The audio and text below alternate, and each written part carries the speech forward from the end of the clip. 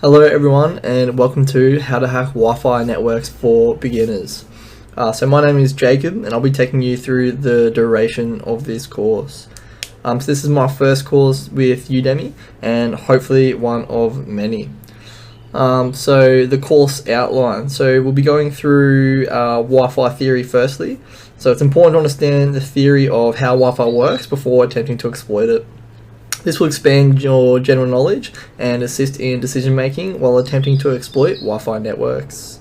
We'll then move into setting up your VirtualBox and wireless card, as well as learning the basics of Kali Linux and some of the open source tools available to us. So take notes as you go. This is really important to do. You want to be able to take notes to reference back to after you finish this course. Follow along with me. So I'll be showing you on my screen exactly how to download VirtualBox, download Kali Linux, set everything up. I'll be showing you all the commands to write, all the outputs, and basically you'll be following along with me. Building that muscle memory and getting repetition will be very valuable for your learning experience. If you have any questions, please do ask in the comments below. I'll aim to get back to them as soon as possible within a day or so. But if you can't figure something out and I haven't replied within a few hours and you really want to crack on, always try Googling it. Kali Linux especially has a massive community of people that have gone through lots of problems with fixes and resolutions to help you. And lastly, enjoy the course. It'll be a pretty easy course, pretty fun course, and hopefully you get a lot out of it. Now moving on to the course requirements. So firstly, a USB wireless card is a must. So to finish and do the course in its full capacity, you'll need a USB wireless card. So if you look to the right hand side there, that is the exact make and model of wireless card that I use, the Alpha AWS 036 ACH. That ran me back about 150 Australian dollars. But you can also look at the TP-Link cards, which you should be able to find for under $50. You can find these on eBay, Amazon, or most electronic stores should stock them. While looking at wireless cards, you need to ensure that they have the capability for packet injection. Next, laptop or PC capable of running a virtual machine. So this shouldn't be an issue for the majority of people. Even the most bare bones basic computers or laptops are able to run a virtual machine. The amount of processing power that it takes from your host machine is quite minimal, so you should be fine. Your own network to test against, this is quite important. So having your own, or testing against your own internet, testing against your own access point is very important. You can't test against a stranger's internet without their permission. You can't test against your neighbours or just random people's because it's highly illegal.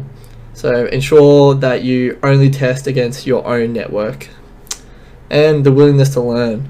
So just dive head into the course, enjoy it, take everything for what it is, and I'll probably consider releasing a much more in-depth sort of Wi-Fi theory and deeper into open source tools depending on how this video goes.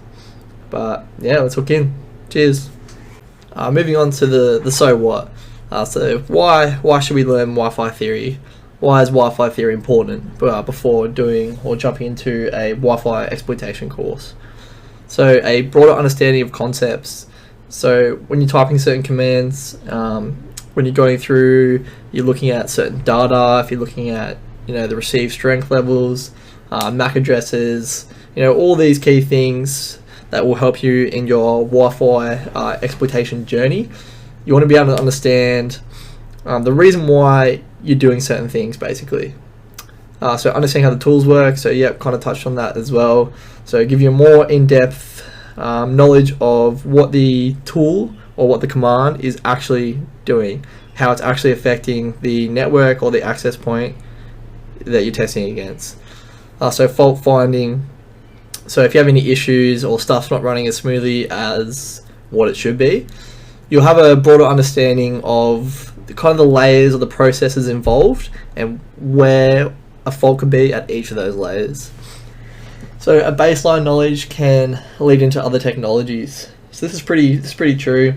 I started off on Wi-Fi, delved into Bluetooth, and delved into a lot of other technologies. Having a really good fundamental baseline of one technology will pay dividends when you go through and start trying to learn other technologies. Not all technologies are the same, but majority of them have a pretty similar baseline, pretty similar terminology as well. So wrapping your head around Wi-Fi and getting all over Wi-Fi can definitely help you if your intentions or your goals are to move on and learn other technologies. And overall, you'll be a much more competent operator. So you'll be able to, I don't know, I guess brief, explain more clearly to other people, be able to teach other people, but basically you'll just be competent at what you're doing. So now to start us off on our theory package, we're going to go through the different Wi-Fi releases. So the Institute of Electrical and Electronics Engineers, or the IEEE, is the organisation responsible for generating technology standards. So just think of the IEEE as kind of the overarching company that creates the standards for or test and deals with testing, creating, pretty much deals with everything to do with Wi-Fi for this course at least. So Wi-Fi can be broken into two bands, so the 2.4 gig band and the 5 gigahertz bands. And if you look at the column on the right hand side, the far right hand side, you'll see where those Wi-Fi bands actually sit. If you're looking at Wi-Fi 6E and Wi-Fi 7, you'll notice that the 6 gigahertz band is there. That's something I actually haven't seen in the wild yet. So maybe for the next course or the next kind of package I run through Udemy, we'll be able to go all into the 6 gigahertz range. But for this course, we're just looking at 2.4 and 5. So the 2.4 gigahertz band consists of 14 overlapping channels, with 1 to 11 being used in the US. The 5 gigahertz band consists of 24 total non-overlapping channels. So I have a picture representation for both of these in the next slide. But just quickly, I just want to talk about that picture to the right hand side. So you can see there Wi-Fi 0, 1, 2, 3 are unbranded common usage, not really used anymore. But you'll see Wi-Fi 4 8 to 11N uses 2.4 and 5. Wi-Fi 5 8 to 11 AC is just 5. So 4 and 5 are the most common ones that pretty much majority of people right now, as of 2022, those are the two different Wi-Fi generations that you'll be using. So Wi-Fi 6, 6E and 7 is, as I said, something I haven't seen yet in the wild. There are Wi-Fi 6 compatible access points out there, but as time goes on, Wi-Fi 6 will become the new norm, or maybe they'll just jump straight to Wi-Fi 7, I'm not too sure yet. But for now, we're just looking at 2.4 and the 5 gigahertz range. So here you can see the pictorial representation of the Wi-Fi channels I spoke about previously. So channels 1, 6 and 11 on the 2.4 gigahertz band are the most used channels due to no interference from other channels. So you can see when I was talking about the 1 to 11 are overlapping channels, you can see how each channel overlaps with each other. So for minimal interference between routers and access points in close proximity, usually you'll find they sit on 1, 6 and 11. That's not a hard standard. You'll find random ones on 2, 3 or 9, but for the most part 1, 6 and 11. And as you can see down the bottom for the 5 gigahertz channels, they have a bit of a different naming convention for the channels. So you can see they go up in increments of 4s for the first 4 there, and then it goes up to 149 increments of 4s from there. But they are non-overlapping. So if you take anything away from this, 2.4 overlapping, most channels use 1, 6 and 11, 5 gigahertz band, non-overlapping. So now onto the kind of overview of the general Wi-Fi theory. So we'll be talking about the Wi-Fi releases, the OSI model, the difference between bits and bytes, the role or the function, I guess, of packets, frames, and datagrams. I'll be talking about binary, decimal, and hexadecimal, the MAC address, authenticated versus associated, and just other common terminology. So while you're watching this, if you're not interested in learning the Wi-Fi theory, feel free to skip through this whole section. If you just want to hook in, or you already have a good understanding of Wi-Fi theory, just move straight into the third section where we start actually hooking into setting up the virtual box, Kali Linux, and going through the commands. Now onto a broad overview of Wi-Fi. So we'll be talking about what a router is, what it does, what a wireless access point, what that is, what it does. You'll commonly hear me refer to the wireless access point as just AP. Packets, polarization and antenna types, and radio wave propagation. So you can see on the left we have a router, and on the right we have an access point. So most people should have definitely seen what we have on the right hand side there. It's just your home internet. Usually 2, 4, maybe even more antennas if you're pretty crazy. But that is what gives you, or that's what connects you to your Wi-Fi. They might have stuff around as well, like in Australia you have the Telstra Nighthawks, which is like a 4G type home internet Wi-Fi connection, I guess. But for the most part, that's what's in your home on the right hand side. So a router is just a device that connects 2 or more networks. So it connects your home network to the internet. So the router is responsible for routing traffic between networks. So if you've been around a while, you would have seen a router connected to your access point, and the router is actually what routed into the plug into your wall, and that's what provided internet, and then your access point just provided the Wi-Fi, I guess, in simple terms. So an access point is just a wireless equivalent of a router.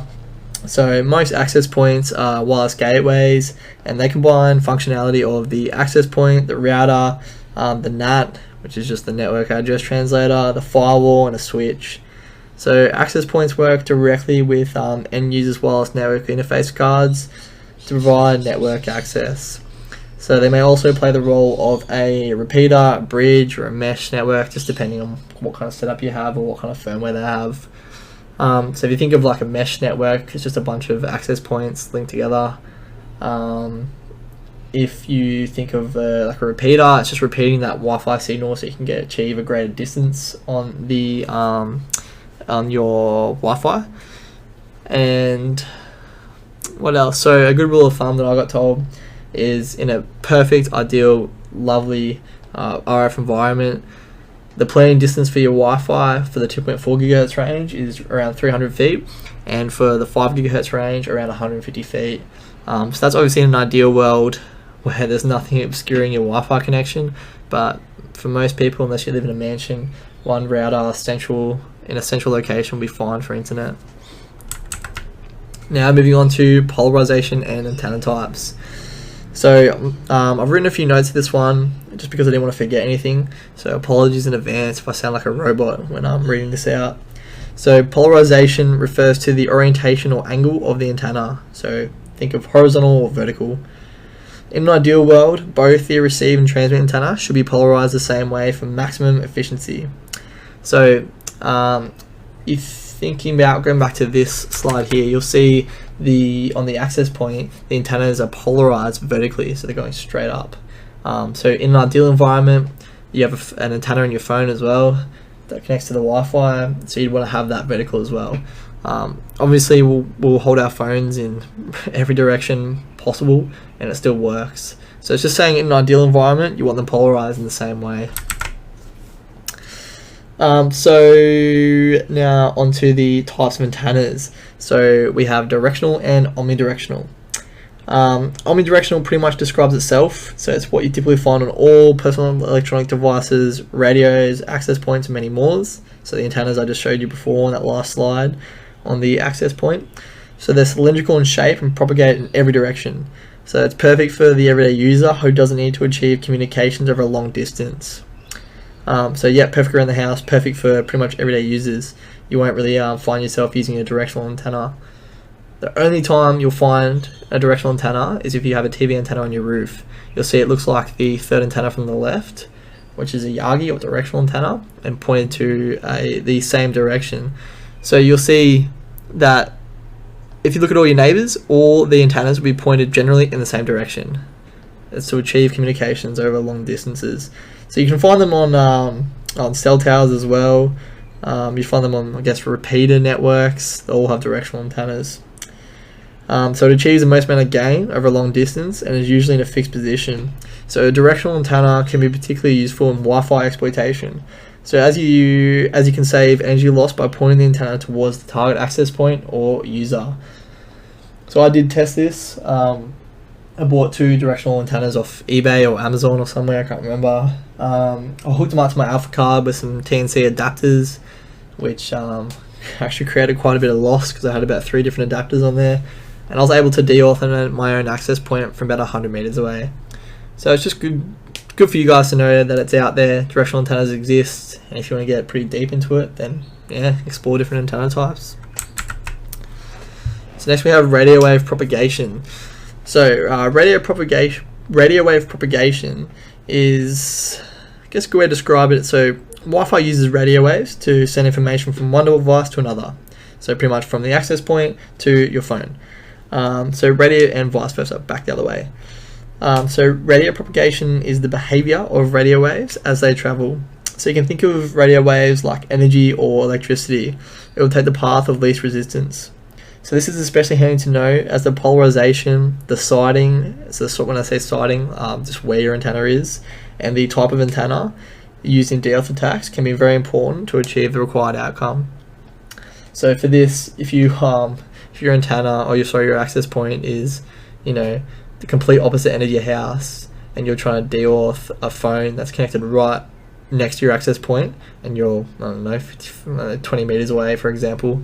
I don't know how big your house is, but yeah, 20 meters away, for example, you might have a few issues. So you can use a directional antenna to point it directly towards the access point. You can move closer, but just know that radio waves will take the path of least resistance. So closing a door is a good way to prevent Wi-Fi from leaking out. Situating your router in a remote location, somewhere that's away from yourself, that's tucked away, in a closet inside a room that's door shut, and then you'll see how far you'll get with connecting to the Wi-Fi. It'll wouldn't be anywhere near as great if you had the access point, central to your house. You probably get Wi-Fi everywhere. But a good example of this is that places like McDonald's and Starbucks, they've actually started covering their windows with like this clear RF coated paint, so it prevents their Wi-Fi signal from leaving their buildings. So what this does is it prevents people from driving up to Starbucks, Macca's car park, sitting there in the car park using the free Wi-Fi, so they're not making any money off you. So what they've done is they've prevented that Wi-Fi from leaking out. So now if you want that free Wi-Fi, you have to walk in there, and if you walk in there, you're probably going to buy something, so they can make some more money off you. So it's just good to know. The OSI model.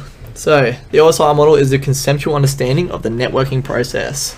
It consists of 7 layers, the first being physical, so it goes bottom up. So we'll be focused on layer 1 to 3, so physical, data link, and network. I'm not going to go too deep into the OSI model at all. It's just there for your understanding that this is how it all works, from end user down to the physical structure. Here I have a kind of a representation of myself and someone else as an end users. So it goes through all the steps of the OSI model down to physical, comes across and does the reverse back up to the other end user. So yeah, I'm not going to go too deep into it, just there for your understanding. So bits, bytes, packets, frames, and datagrams. So a bit is the smallest unit in computer networking, so it's either a 1 or a 0. Bytes are composed of 8 bits and generally refer to a number, letter, or other ASCII character. Packets and frames are formatted units of data that are transmitted in a packet switch network. Datagrams are roughly the same, but usually describe those of an unreliable protocol, such as, that's supposed to say UDP. So just think about example UDP used in gaming where packet loss isn't a problem. Frames. So a frame is a self-contained independent entity of data carrying information to be transported from source to destination. So each Wi-Fi frame contains up to 4 addresses. So you have a source address, that's the MAC of the device that generated the frame. So for example, my phone. The transmitter address, the MAC of the device that transmitted the frame over the medium. If I was connected to my internet, that would be the MAC address of my Wi-Fi.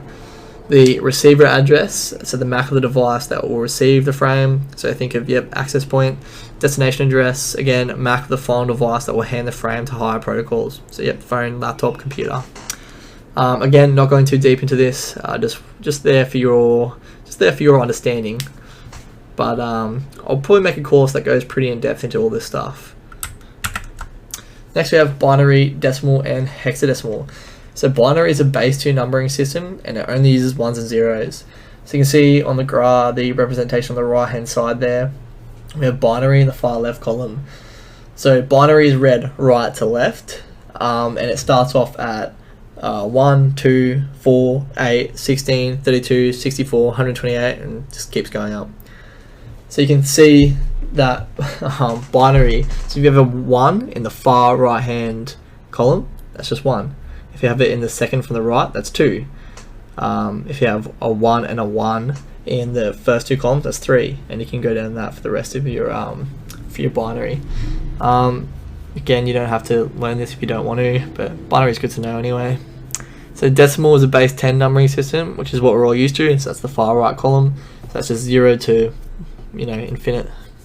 And we have hexadecimal. So hexadecimal is a base 16 numbering system using the characters 0 to 9 and A to F. So that's what MAC addresses use, which I believe is the next slide. So the numerical label assigned to each piece of network interface controllers is a MAC address. It's composed of 12 characters or 48 bits in hexadecimal, making a total of 6 bytes.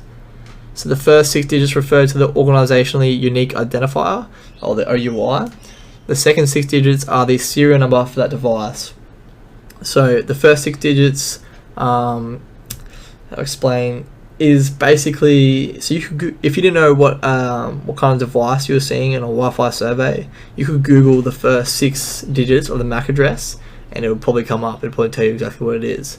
The second 6 digits are pretty much what identifies you.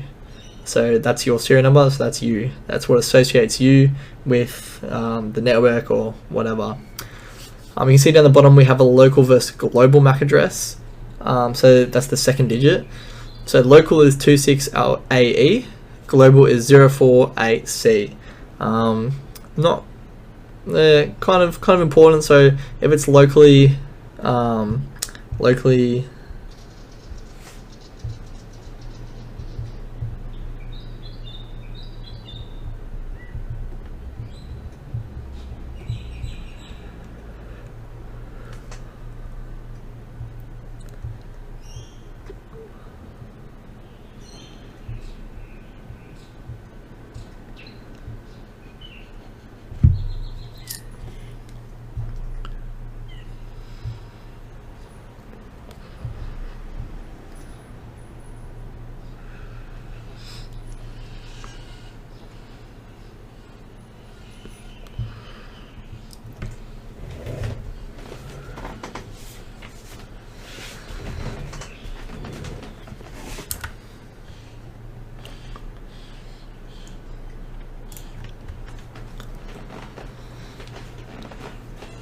So then we also have down the bottom a local versus global MAC address. So just know if the second digit is 26AE, it's locally generated. If it's got 048C, then it's globally generated.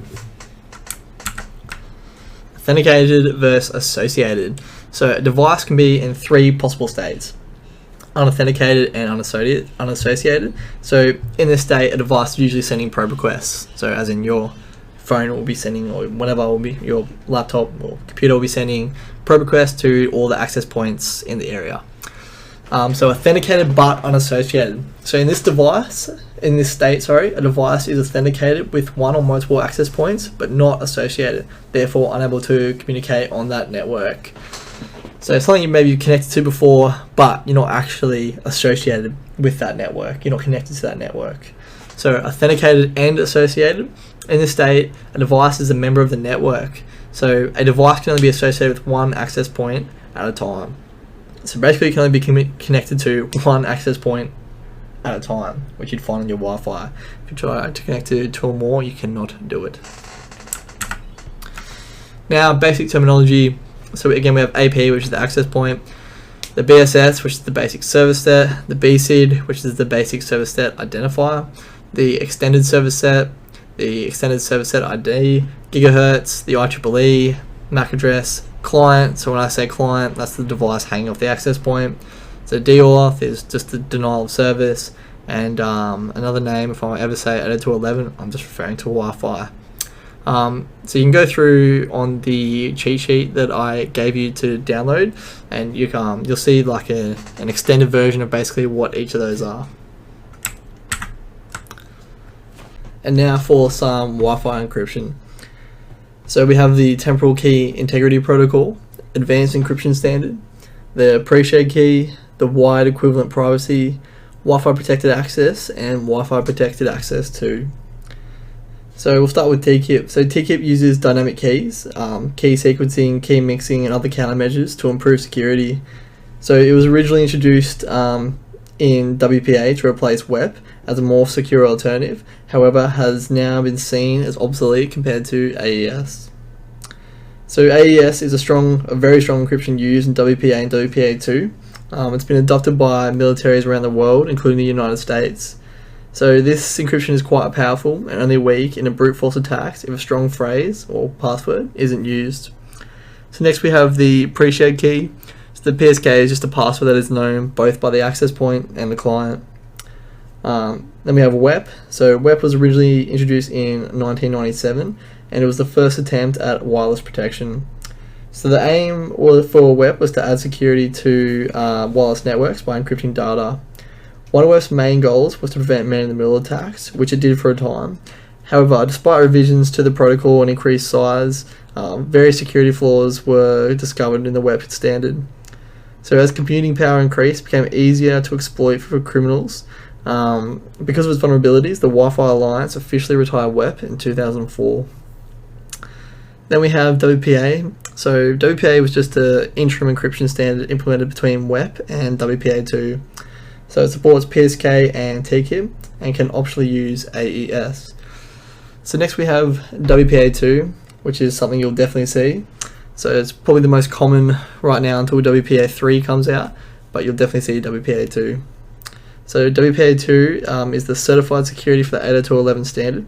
It uses AES encryption and is the recommended security setting for all access points. So how do we exploit Wi-Fi? So there are many ways to exploit it. The ones we'll be covering off in this course are the brute force dictionary attacks, capturing handshakes, denial of service, and creating a fake access point, which is also known as an evil twin attack. So a brute force dictionary attack, as you can probably guess, is trying to access a network by using a word list or a dictionary with thousands of common passwords. So it's just repeatedly going through a massive password list, trying to crack that password. So capturing handshakes, so you can capture handshakes to replay that handshake back to the access point. Denial of service, so this allows us to force clients off their access point and capture handshakes, or force them onto our fake access point, which is the evil twin attack. So we'll be going through all of these different attacks and more throughout the course, so we'll go in depth as we push through them. And that brings us to the end of section 2. So hopefully you learned something, hopefully got something out of that theory package. It was fairly basic, and that was intentional. Didn't want to go too in depth because the course in itself is quite a basic course. If you want to study any further, feel free to continue studying on any of the topics we went through, but hopefully you got something out of it, and I'll see you in the next section. Welcome to the third section. In this section we'll go through a brief overview of virtual machines, the same for Kali Linux. We'll also go through a step-by-step guide installing VirtualBox and Kali Linux, and basic Linux commands. So let's hook in. So what is a virtual machine?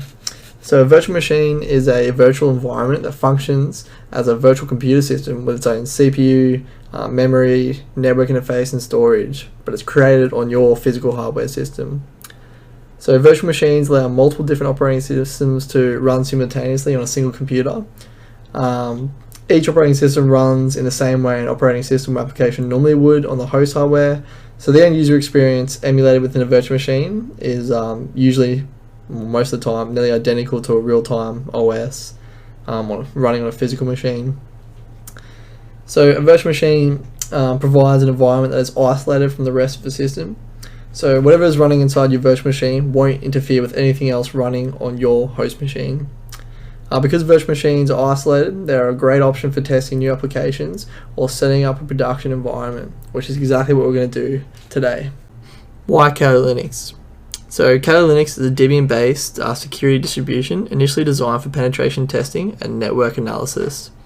The operating system is absolutely free, and you can do it on a laptop computer and majority of smartphones.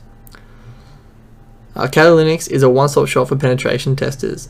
It's like a giant retail store where you can find many different brands of the same items. It has something for everyone, whether they're a penetration tester, forensic expert, or just want to reverse what hackers can do. It's also heavily supported by the open source community and the vendor offensive security, which basically just means it's not going away anytime soon. So Kali requires low-end computer components to work perfectly, and installing Kali Linux on an operating system is extremely simple, which is what we're going to go into for the next video. Kali has some of the most magnificent features and highly customizable options, making it suitable for an ethical hacker beginner.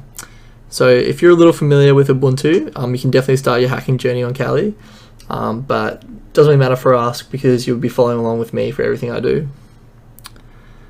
So Kali is completely legal. It's used for professional work, including practicing penetration testing and hacking. So it's entirely legal to use Kali Linux for white hat hacking. However, if you're using it for illicit purposes, it is illegal because there is an enormous difference between white hat hacking and black hat hacking. So I explained it earlier on in some of the first videos that for all the stuff we do and all the testing we do, to ensure that it's on your own access point. Don't do it on anyone else's network. So firstly, we'll start by downloading our VirtualBox.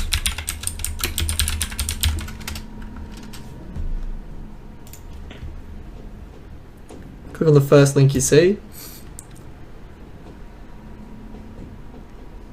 And now depending what operating system you're using, I'm using Windows, I'll click on Windows Host.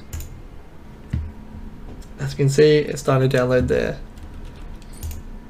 Next, we'll download our Kali Linux.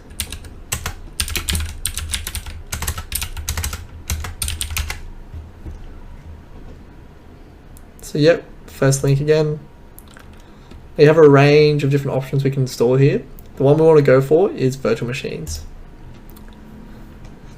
And so because we are using VirtualBox, hit the download button here for VirtualBox.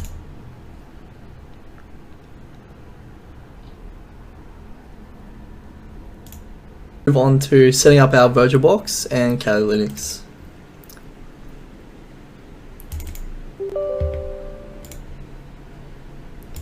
So just going through the prompts and clicking yes for everything.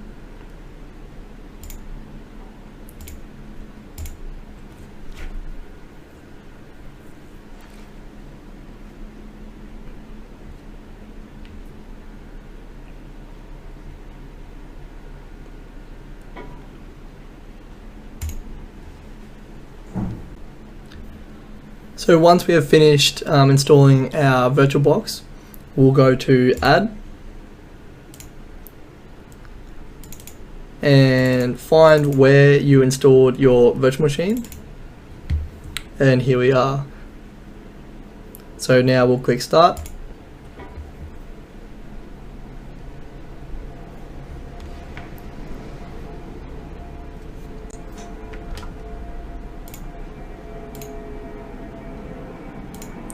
Progress through, so we'll just hit enter for this, so capture, and just wait for it to boot.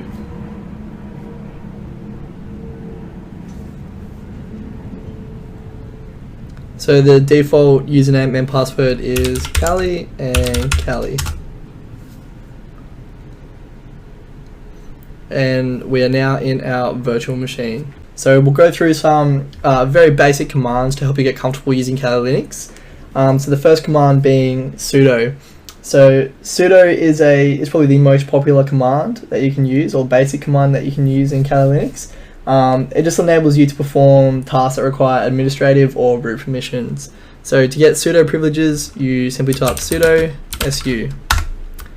Now usually it'll ask for the password, and the password is just Kali, but now we have our root privileges. Another helpful command is ls. So ls shows you everything or every directory available to you from where you are. So we can see all we have there is Cali. So now we want to move to the Cali directory. We'll type cd and Cali. Now we can type ls again, and that gives us again all the paths we're able to take. So if we wanted to move forward into the downloads, for example, we'll type in cd downloads, and now we're in downloads. And we can type ls to see what's available to us, and there is nothing available to us because we haven't downloaded anything. To move back a directory, you can type cd followed by ... and then we're back in the home directory. You'll see that once you start typing commands, it'll auto pre-fill for you. So you can see it's pre-filled for me there. Instead of typing out the whole command, you can simply tap the right arrow, like I just did, and that'll enable you to move or to execute that command without typing it again. So let's move back. Another helpful command is pwd. So if you get lost, pwd will tell you the exact file path route that you're at. And finally, our last one is just clear. So clear will clear your screen. If you wish to exit root privileges for whatever reason, you can simply just type exit. So we'll pick up more commands.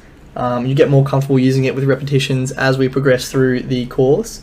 So if you're feeling overwhelmed or feeling like you won't remember any of these commands, that's completely fine. The rest of the course is all follow along with me, so you shouldn't have any dramas. Hello and welcome to section 4 of the course. So in this section, we'll be going through the commands and open source tools available to us to enable us to hack Wi-Fi networks. I guess you could say this section is, the guts of the course, so to speak. So to start us off with our first video, I'll be going through and I'll be showing you how to set up and enable your wireless card. So first thing you want to do is come to the terminal emulator. We'll enable our sudo privileges. So again, that password's Cali. The next thing we'll do is we'll go up to Firefox and we'll click on any one of these tabs here to ensure that the internet from our host machine is being shared to our virtual machine, which it is. So the next step, it could be very simple for you or it could be quite problematic. So we come up to devices, USB, and you should see your wireless card in here. So again, that's my wireless card there. So I know my wireless card is problematic and there's a workaround that I have to do, which was what I'll show you. But if not, you can give it a crack anyway. Simply click on that on your wireless card, come down into your terminal emulator and type the following command, iwconfig. So in here, you should see your wireless card underneath. So it'll be probably WLAN 0, WLAN 1, one of the two, with a bunch of information about it. So if you don't see it, this is the workaround that I have found for you. So we'll start off with, if you're using, the wireless card that I recommended in the start of the video. So we'll start off with the update. So you can simply type apt update.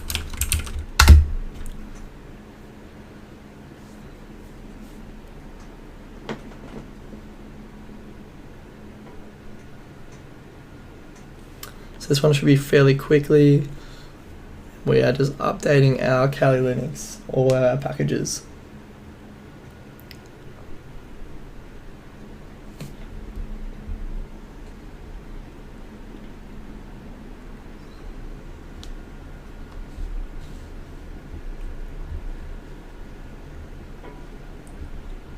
Sweet, so once that's done, the next command we'll be typing is apt upgrade. So continue, yes.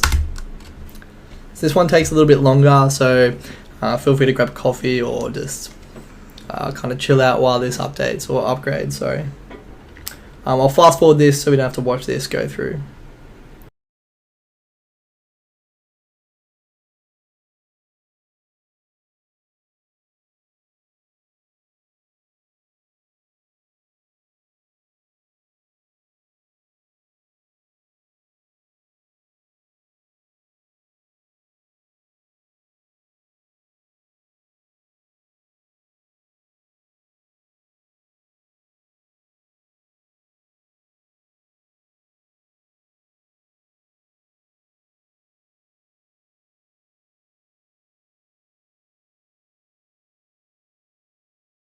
So now that's all done, the next command, or we can clear the screen. The next command we'll type is sudo apt, we don't have to type sudo anymore, apt dist dash upgrade dash y.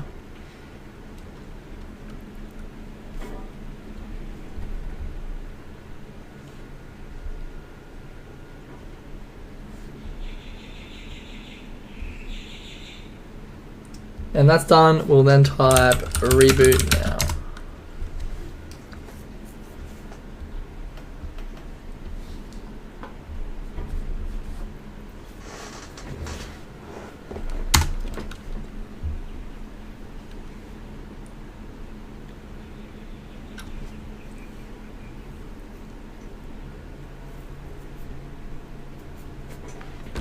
And again, Cali and Cali.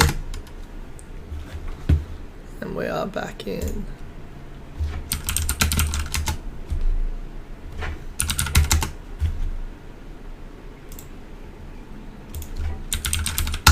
Clear. So the next thing we'll type is LSUSB.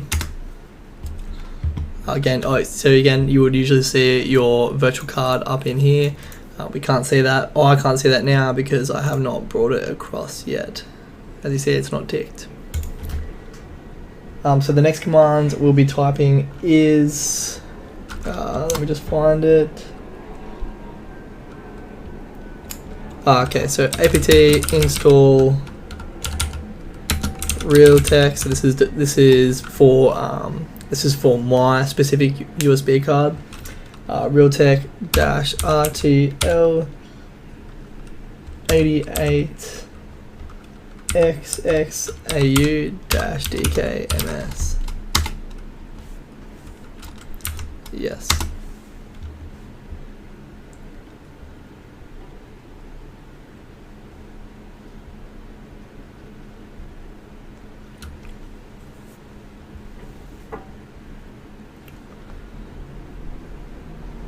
So you might find that it will hang around anywhere between 80 to 99%.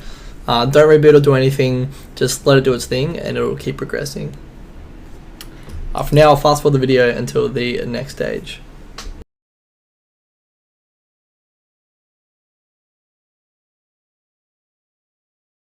So now that's all done and finished. The next command we'll type is apt install DKMS. And done. So in theory, this should have worked. And if you type iwconfig again, you should be able to see your wireless card there. But with the wireless card that I'm using, the one I recommended, again I said it's problematic. So the next command we'll type is git clone https://github.com/aircrack ng/RTL 8812AU.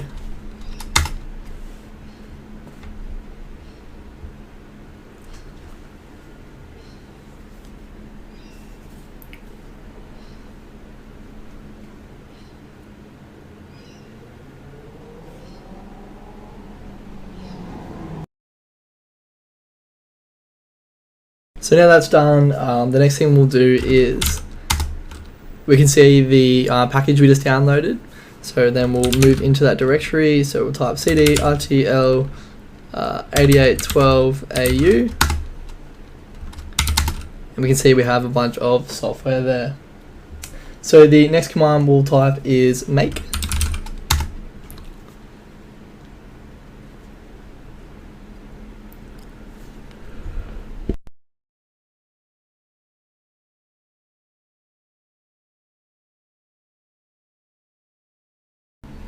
And now that's completed, the next command we'll type is make install. And that's done. So we'll clear the screen. So in theory now, it should be 100%. So we can type iwconfig, and you should see it there. So now I'll bring my wireless card across. So we click on devices, USB, and I'll click on my wireless network card.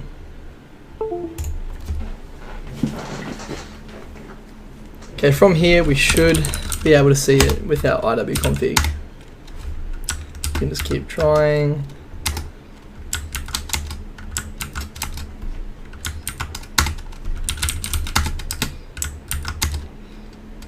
Again, if you want to see commands that you've previously typed, you can just hit the up arrow. You can go through to see all the previous commands that you've typed. Okay, so it's sort of hanging there for a bit, which is usually a good sign, and we can see my USB or wireless card. We can do a quick test to prove that it's working. We'll just type Wi-Fi in. So Wi-Fi is one of the open source tools we'll be going through later in this section, but we can use it as a test.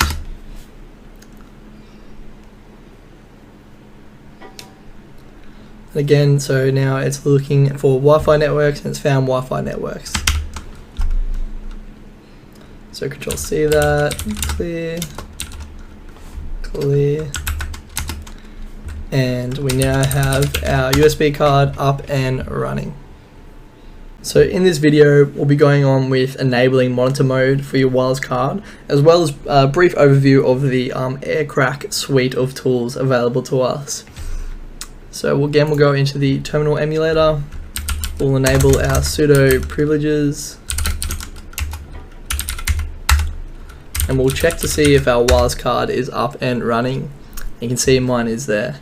If you're still having issues with your wireless card, again, I recommend for an easy, quick solution, just going straight to Google. Googling what type of wireless card you have and then problems with Kali Linux, and you should find an extensive range of tutorials and videos and threads of people with the same problem that have had fixes. So we'll clear that. So to enable your wireless card in monitor mode, you want to type the following command: airmon-ng start WLAN 0. And then monitor mode is enabled. If it comes up with a little error message saying that it found 2 processes that could cause troubles, you can kill those processes off by typing airmon-ng check kill, and then you'll be fine. So quickly now I'll talk about the AirCrack suite. We'll be going through more in depth through the different videos, but just a brief overview. So we have airmon-ng, so that's the one we just used to place our card in monitor mode. Then we have AirCrack-ng, which is a wireless key cracking program.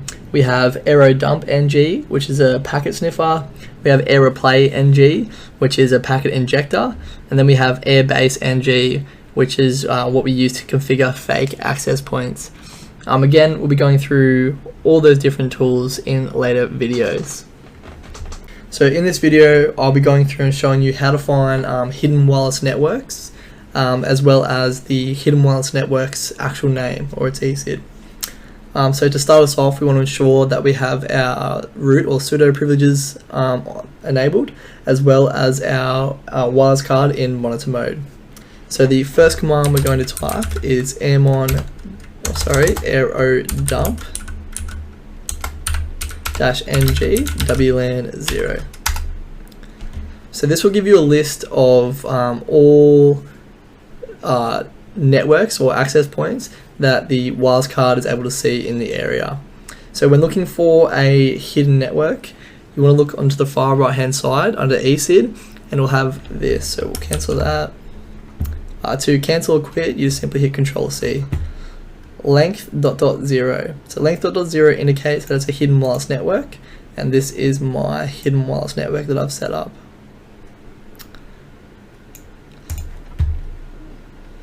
Now, so one thing or two things we want to ensure we take down is the BSID or the MAC address and the channel that access point is sitting on. So now we want to go through, if you, for whatever reason, you want to figure out or find out what the actual name of the network is, you would come down and type the following command. So aerodump -ng tac C for the channel number. So our channel number that my wireless access point is on 6. So we type 6, followed by tac BSID, and the actual BSID. So you can, 2 ways to copy and paste in Linux. You can hit Control Shift C, or you can right click and hit copy selection. To paste, Control Shift V. WLAN 0. So what this does, it enables us to look to see if there are any clients hanging off that access point. So right now I haven't got any clients hanging off the access point, but if you want to figure out the ECID, or the actual name of the access point, you can sit here and monitor it and wait for a new client to connect, which could take hours, days, or even weeks. To do it quickly, if there are clients hanging off that access point, we can open up a new terminal and we'll enable our sudo privileges and we'll type the following command. So aeroplay -ng tac 0 20 tac A followed by the BCID and WLAN 0. So what this does is basically saying that we want to send 20 deauth frames to this access point. Enter. So now it'll go through and it'll send 20 deauth frames to that access point. So what this will do is it'll force a disconnect between the access point and the client if you're close enough or within range, and it'll force a reconnection. So once that reconnection occurs, under the ECID up here, you will have the name of the SSID. So I'll just cancel this and clear. For more information about the tools or the aeroplay tool, you can simply type in aeroplay -ng tac help.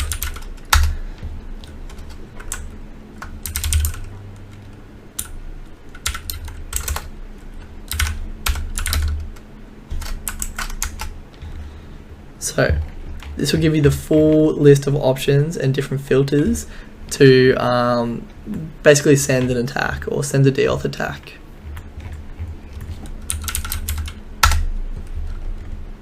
Hello and welcome to the next video. So in this video we'll be going through and I'll be showing you how to perform a deauth or a denial of service attack.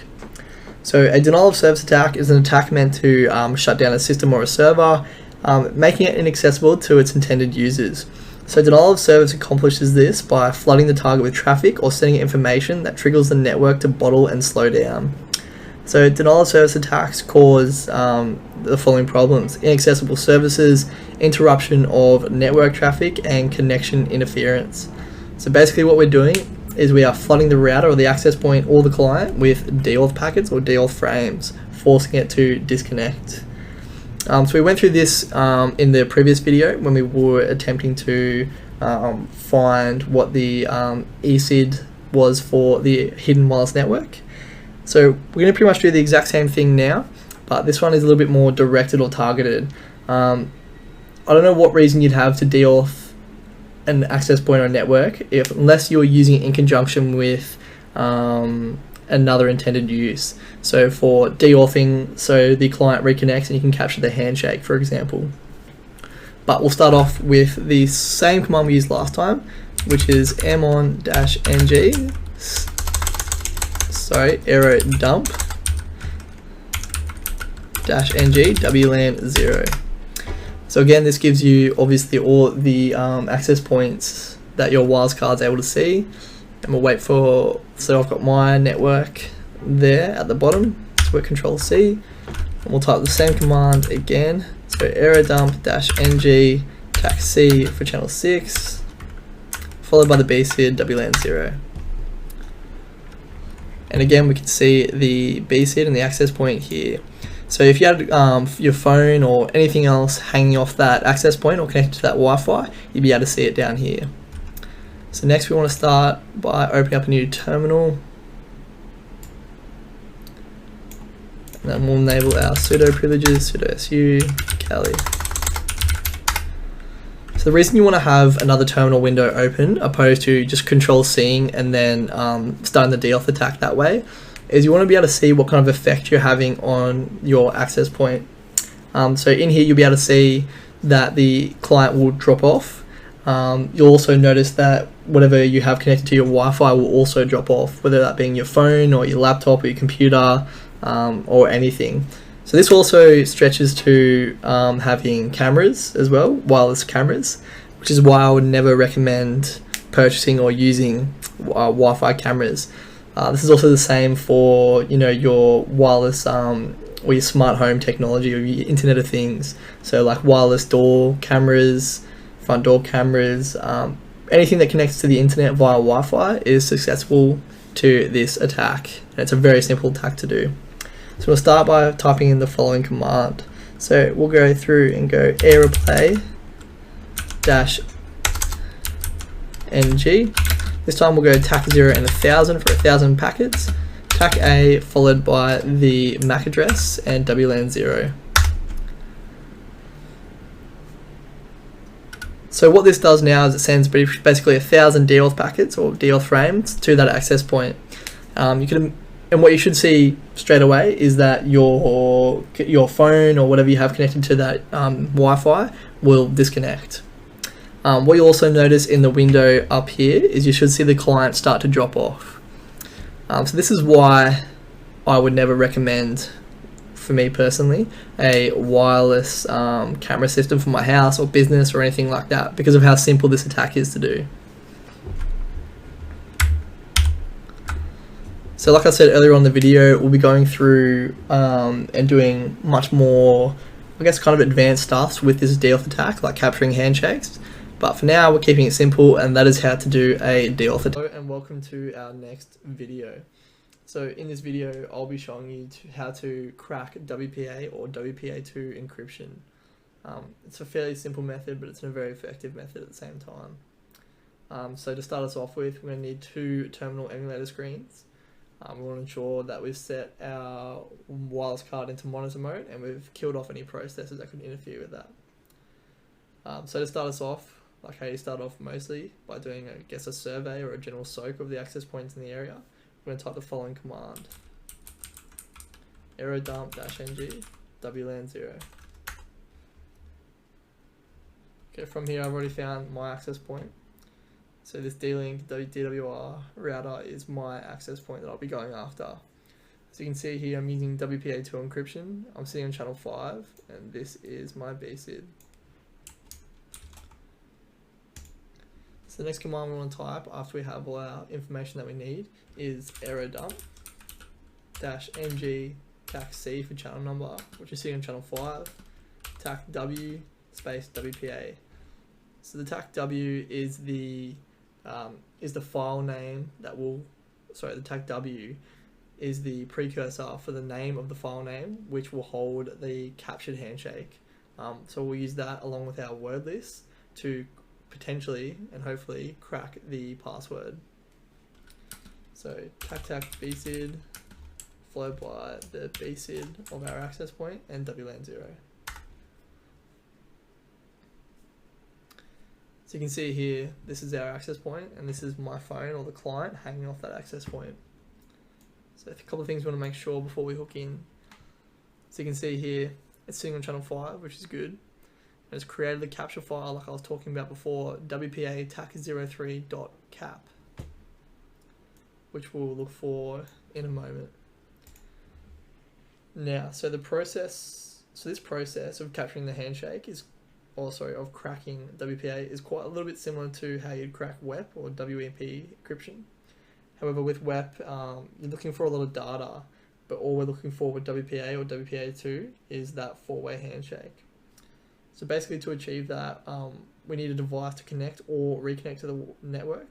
So to force this, we need to boot or deauth a user off and allow that user or that client, that's hanging off the access point, to reconnect, and hopefully we can capture that handshake.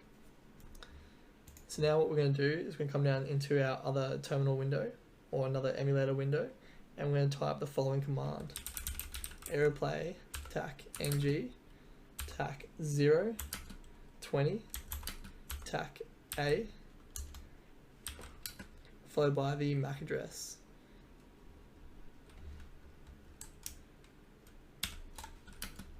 WLAN 0. So as you can see, we're sending the deauth code now, which is going to my phone. and you can see we've already captured the handshake just up here. So we have WPA handshake. So that's exactly what we want. If we were failing and it wasn't working, just keep going through and keep trying to send deal codes to try and capture that handshake over and over and over and over again.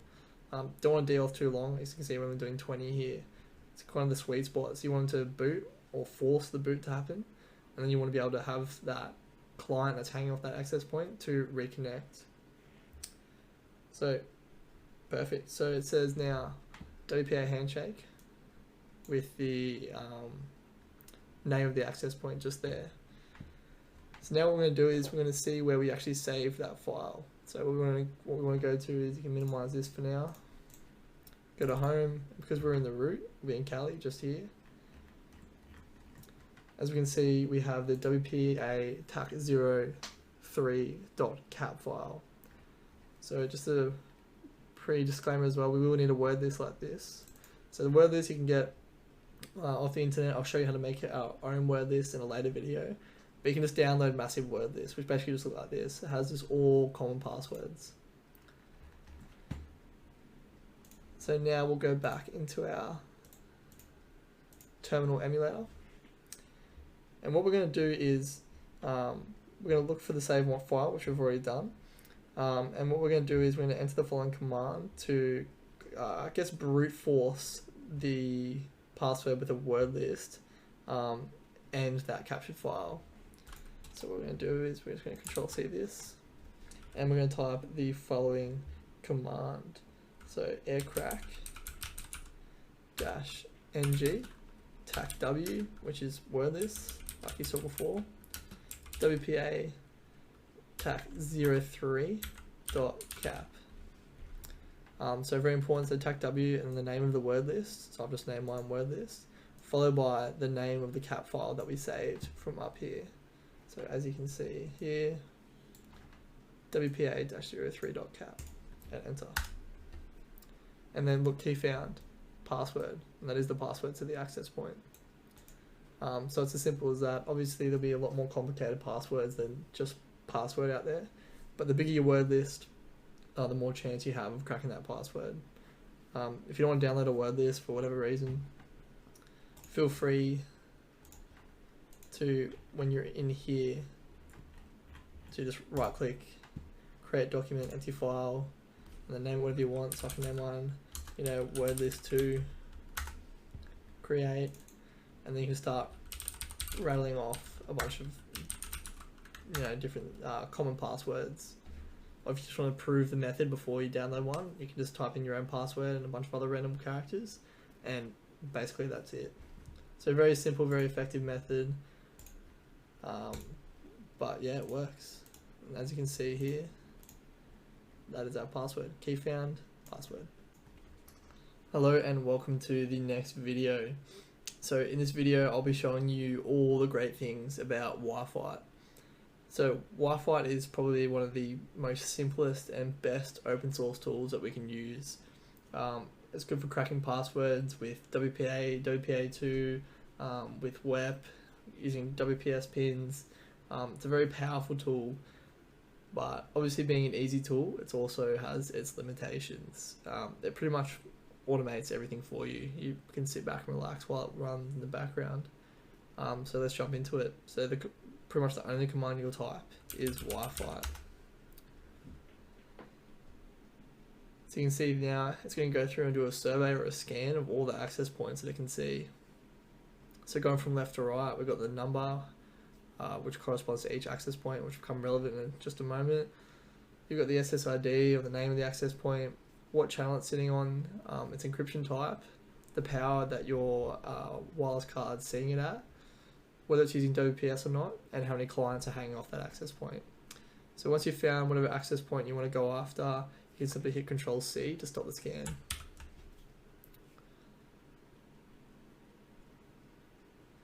So now because that scan stopped, you can see it says select target or targets, separated by commas, dashes, or all, if you want to go after all of them, which I don't know why you'd want to do that, and you shouldn't anyway. So you can see here, my access point here, D-Link DWR 2.4G, is number 2. So what we're going to do is hit number 2. So you can see here now it's going to start its own attacks. So it's got my client there hanging off it. It's now going to attempt to de-auth me, and pretty much what we did in the previous video, but this is all automated for you. So obviously it has its advantages. That's very fast, very time efficient, but it also has its setbacks. So yeah, boom, done. So it also has its setbacks. So in a modern router or a modern access point, which I'll show you in a second, my other access point, which should be in there somewhere. Yep, test. It can be quite hard to crack it, but you can see here it had no problems. It would have saved you, 5 minutes compared to the last video. And the PSK or the password is password. So that's how simple it is. Very powerful, very easy. Just a very simple open source tool, and all I had to type was Wi-Fi and then the number 2. So we'll try on that again. But this time we'll go after my test access point, which is a much newer modern access point.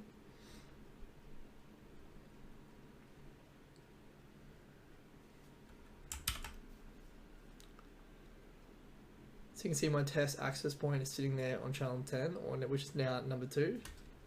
And we'll see how it does with this.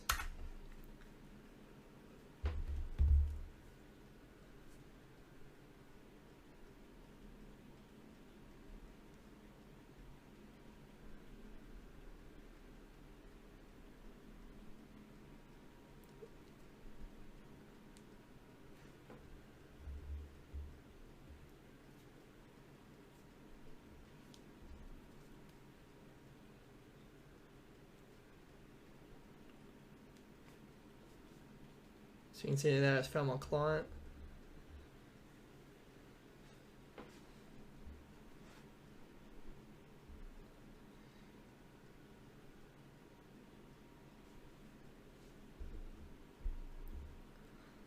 I'll fast forward this video to see if it actually works or not, but you'll get the general gist of it.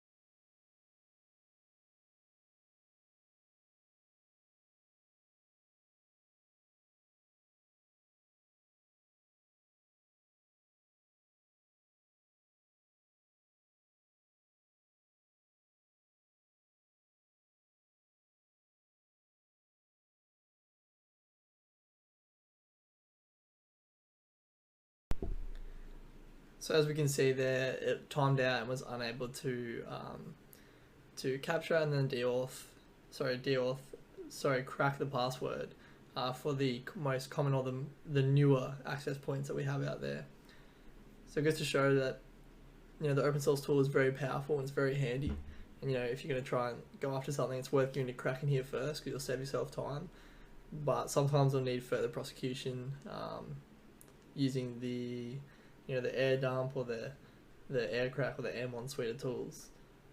But yeah, it's basically what I want to show you for Wi-Fi. You can play around, feel free to explore with it, but it's probably the easiest tool or the easiest open source tool that we could use for cracking Wi-Fi passwords. Cheers.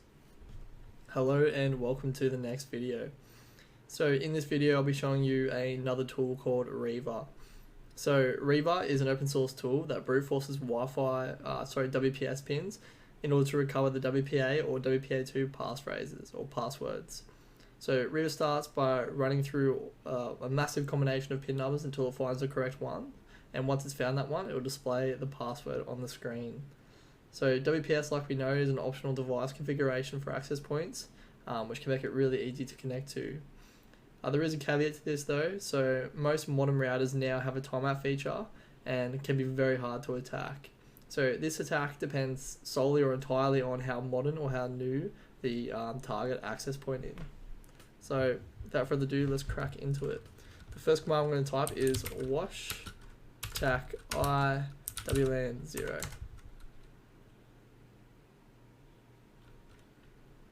Yeah, double tac. So sorry, one tac I wlan 0.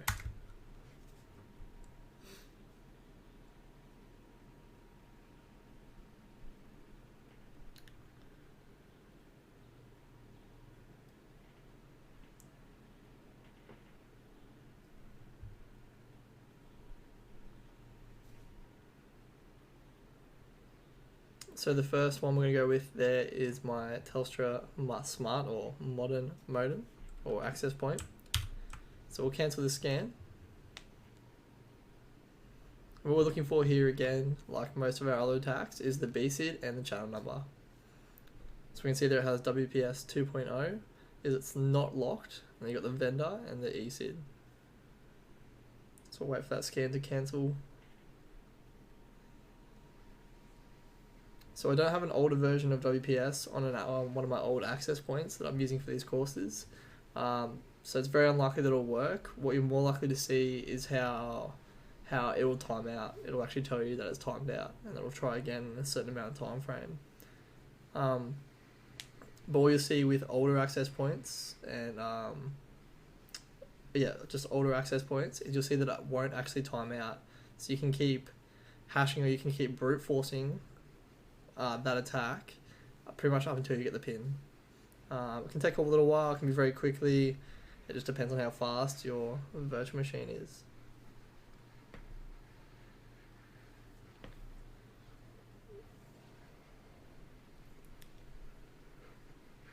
While we're here as well, you can see all the optional arguments and required arguments, or the prefaces that we have while using Reva. So we can see there the TAC I is the interface one. It's an interface to capture packets on, which is what we did for our access point just there. And then we have all of these other optional arguments. So you can choose to do just in the 2.4 range, the 5 range, depending on what channels, what probes, scan, survey, progress, help, and pretty much everything in there. So that'll tell you everything you need to know. The best way to get around, or if you're having troubles with any of these tools, is to simply type the tool and then tac help. It'll give you a massive help sort of display or dictionary of all the available arguments or the inputs that you can put into these open source tools. If you have trouble still, you can go to YouTube, you can go to Google. There'll be plenty of forums and threads on people that have had pretty much the exact same problem that you've had probably 10 years ago, or maybe even closer. But yep, so now that scan's done, what we're going to type in now is Reva tac I wlan 0 tac B followed by the BSID. So you can see that is the same BSID, followed by tac C for the channel number it's sitting on, which is sitting on channel 1, followed by VV TAC F.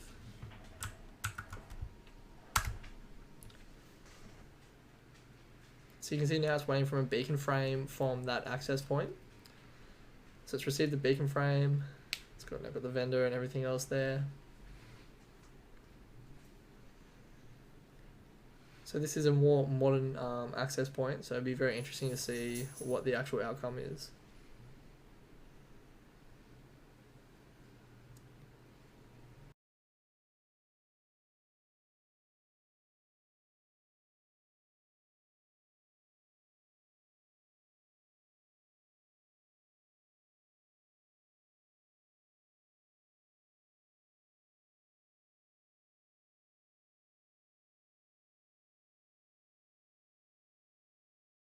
So as we can see, it's continued to go through and timeout, go through, timeout, go through, timeout. So you could just leave it there and hope that maybe it gets the right pin, but most modern access points do have that timeout feature now built into it for added security. So I basically just want to show you that tool to let you know that it existed and it was there. It's unfortunate I don't have an older access point that has the older version of WPS. But if you do have access to one, go for gold. It should work, and basically what you'll be displayed with is the password for that access point. But that's all for this video, and I'll see you in the next one. Good day everyone, and welcome to the next video. So in this video today, I'll be showing you how to use or how to perform an evil twin attack.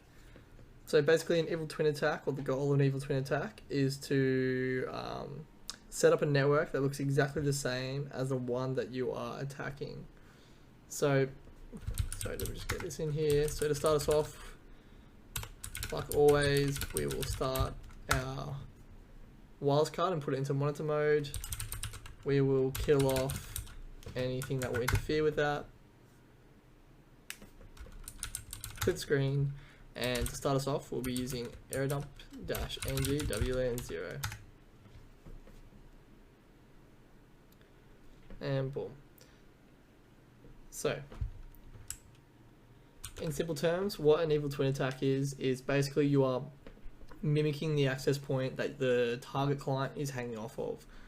So how we achieve that is we deauth that target off the real access point. We set up a fake access point, same name, same everything, same BSID as the target access point. We force that client to reconnect to our access point. And the client is none the wiser. We can provide internet through our fake access point, so the client or whatever's hanging off that access point won't even realize that they've actually switched to a different access point. And what we can do from there is we can further prosecute and do some packet sniffer or packet capture, packet capturing through Wireshark, which we won't be doing today or throughout this course. I'll probably make a pretty in-depth Wireshark course in the near future, but for now I'm just keeping it simple and basic to show you some of these tools that are available to you. So now we've scanned the wireless access points. So the access point we wish to clone is my D-Link DWR 2.4G, which is just under halfway down that list. So what we now need to do is we need to enter a command to be able to turn the wireless card into an access point. So what we're going to do is we'll open up a new terminal emulator, sudo su kali, and we are going to type the following command. So it's airbase-ng tac a, the BSID or the MAC address,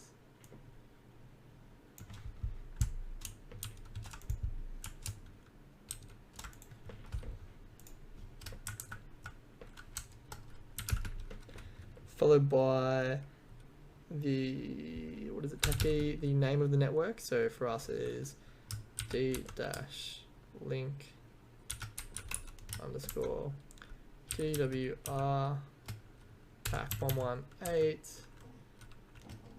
underscore 2.4G, followed by tac C WLAN 0. Oh, and we've got the channel number. So the channel number that this is sitting on is 5.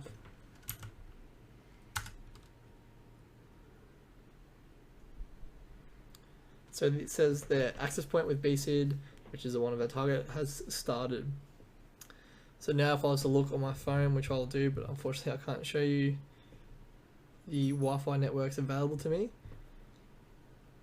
Let's see. So I can now see 2 D-Link DWRs underscore, sorry, TAC 118 underscore 2.4 Gs available to me. Okay, so now that we've got that up and running, the next step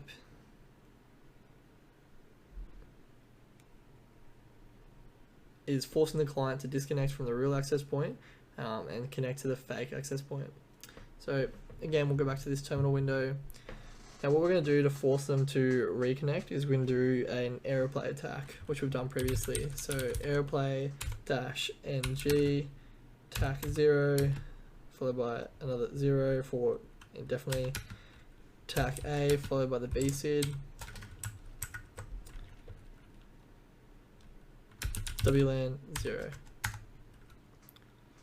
Send deauth code. So now that's deauthing my phone connected to that access point.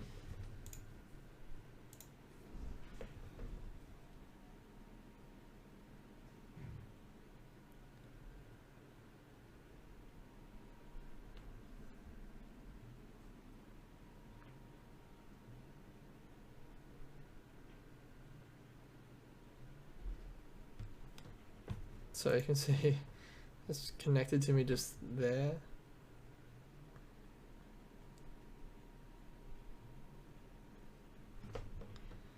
Nope, just connected to my other access point.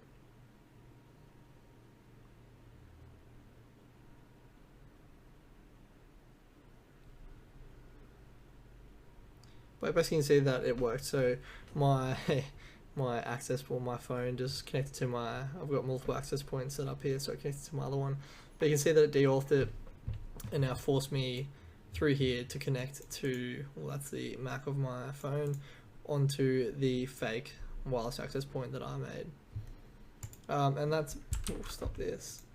And that's pretty much all I wanted to show you for this. You can also run or provide internet through to the client hanging off the access point, so they wouldn't think that there's anything wrong. But for now, I just wanted to show you that. That's pretty much the end for most of the guts, I guess, of this section. In the next video, I'll show you some just kind of random open source tools that I thought didn't deserve their own video. Basically some stuff. I'll show you how to just spoof a whole bunch of random access points to just flood the network with different access points. Hello everyone, and welcome to our final video in the guts of the course. So I just want to show you a couple of open source tools that are quite helpful. So the first one being Crunch. So Crunch is basically, just typing in here, Crunch is basically a word list tool that you can set to find ranges or define arguments that it will adhere to. So like it says right there, you can create a word list based on criteria you specify. The output from Crunch can be sent to the screen, file, or to another program.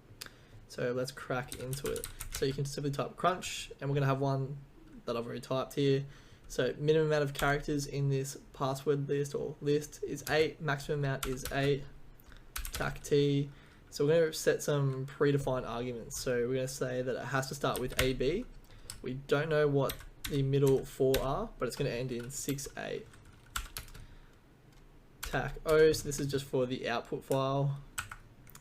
And we'll see Crunch password list, we'll just go with 2, so you can see it.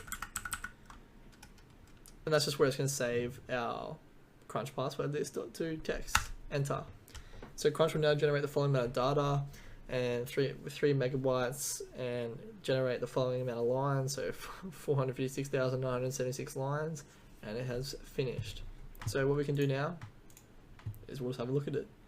So this is the password list we just generated, and as you can see, they all start with AB and all end in 68, and it's almost every possible combination of that. So pretty insane. And when you do brute force attacks, this is perfect. It's exactly what you want to use if you somehow have the predefined ranges of that password. very simple, very easy, very handy tool. Next one I'm going to be showing you is it's not useless, but I guess it's cool. So it's called the MDK3 beacon flood attack. So basically what it does, it'll flood a local area with fake access points. And it's just random names, and you'll see once you do. I can't show you obviously because my wireless card is my connection to the internet, but if you do it yourself for long at home, you'll be able to see it. So all you're going to type into to start off with is MDK3 WLAN 0 space, not TAC B, space B, the channel number, and 6. So the B stands for beacon flood, and the channel number obviously is what channel we want that to emit on. Hit enter. So you can't see it right now, but I'm just going to check on my phone to make sure it's working. And if we go to Wi-Fi, yep, I can just see a whole bunch of just, I don't even know what you call it. It's just a bunch of characters, but basically it's just fake access points. You can run this command in multiple terminal windows, and you'll basically just flood that local area with fake access points. So I'll stop this so my neighbors don't hate me. So very simple tool to use. Yeah, give it a crack, and you'll be able to see the amount of fake access points that it creates for you. And that brings us to an end of our, I guess, content for this course. So I hope you've enjoyed it. Just remembering that it is pretty much a beginner's course, so it was pretty basic. I didn't touch on things such as web encryption because of how outdated it is, but you didn't miss out on much. I'm definitely going to make more Udemy courses in the future as time goes on. Not too sure what to go down next. I'll definitely make a Wireshark one in the future, but for now this is where I'll leave it at. So thank you very much for following along with me, and I hope you enjoyed this portion of the course. I'll see you in the next section for some goodbyes and some hot tips. Thank you very much. Hey guys, just want to say again quickly before this full course package finishes, thank you very much. I hope you've enjoyed this course. I hope you found it useful. I hope you got a lot out of it, especially if you're a beginner. It can be quite overwhelming stepping into the wireless penetration testing space. Hopefully you took lots of notes.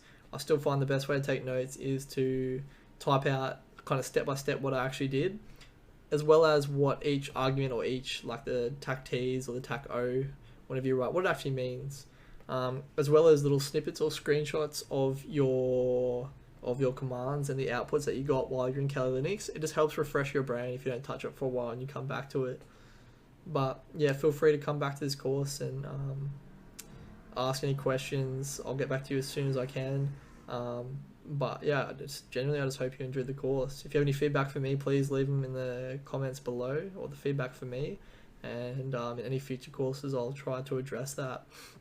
I'm sorry if the accent was hard to listen to for whatever reason, but that's just something I can't change, I guess. But yeah, continue learning. Wireless penetration testing is probably one of the best penetration testings you can do. You can have the most fun with. Definitely one of the easiest too in some aspects. I'll definitely look at making some more courses. I kind of want to step into the Raspberry Pi space and step into maybe a bit of Bluetooth or the NFC space as well. But yeah, thank you very much. Don't let this be the end of your journey in wireless penetration testing. If you have a passion for it, or if you've this has been overwhelming at all for you, it just comes with time.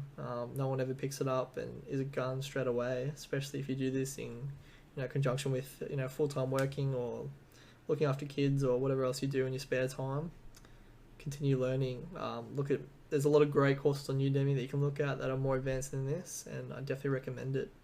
But yep, thank you very much, and I hope you enjoyed the course.